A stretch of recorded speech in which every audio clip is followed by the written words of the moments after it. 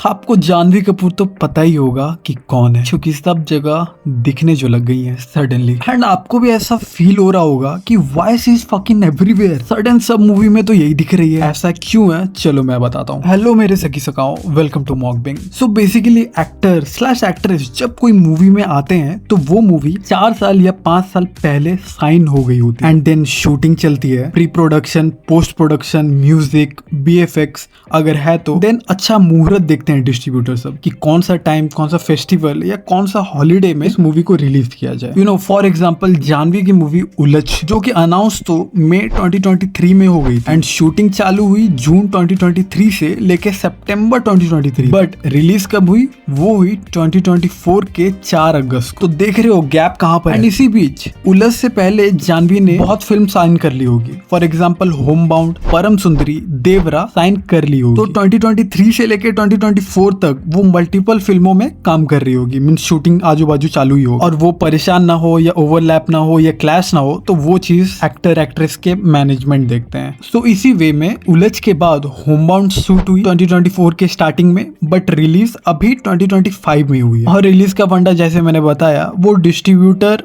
Production team देखती है कब रिलीज करे, अच्छा टाइम है कि नहीं है, क्लैश वो सब वगैरह। And then one more example, mister and missus Mahi, and वो अनाउंस हुई थी 22 नवंबर 2021 में एंड मेन शूटिंग जिसको प्रिंसिपल फोटोग्राफी बोलते हैं वो हुई स्टार्ट 9 मई 2022 और खत्म हुई 1 मई 2023 में। और इसी बीच में न्यूज आया था कि मिसेस एंड मिसेस माही की शूटिंग में जानवी कपूर का शोल्डर डिसलोकेट हो गया, इंजुरीज हो गई है, तो वो टाइम कैलकुलेट कर लो तो फिर रिलीज को कब हुई? 31 मई 2024 में। देखा, 1 ईयर गैप डिफरेंस तो रहता ही है, इसलिए आपको, मुझे, हमको लगता है कि ये एक्ट्रेस का PR हमको थोप दिया गया है, बल्कि काम तो स्टार्टिंग बहुत पहले से ही चालू हो जाती है, बहुत पहले से। And same goes for Rashmika Mandanna.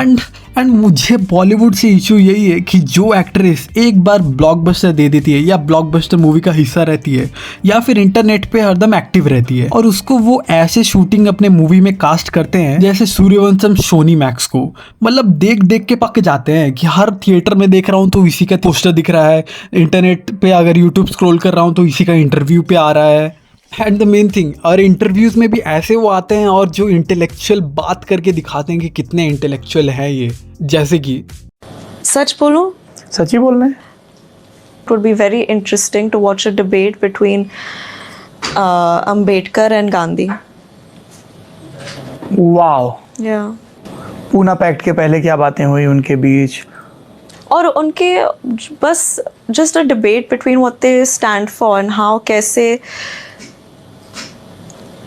Ambedkar साहब के व्यूज़ और कैसे गांधी साहब के व्यूज़ बदलते रहे एक टॉपिक को लेकर। देखिए ये छोटी सी स्माइल देखी जो उनको पुणे पैक्ट के बारे में पूछा गया और उसको डाइवर्ट करने के लिए क्या बोला, ये नहीं, उनके आइडियोलॉजी मैच करते थे कि नहीं, ये देखना था। Ma'am come on now, we know you are PR rehearsed, just shut the fuck up. And फिर वर्ड ऐड कर देंगे, a debate between Ambedkar ji and Gandhi ji, and obviously you had your reasons, so the internet collectively gasped, right? Why is it so hard to believe that a female young actress can have an opinion? फिर सारा मुद्दा आ जाता है, मैं तो एक औरत हूँ और क्या पढ़ाई लिखाई वाली बातें नहीं कर सकती। एंड उसी में मुझे पता चल जाता है what she is playing with.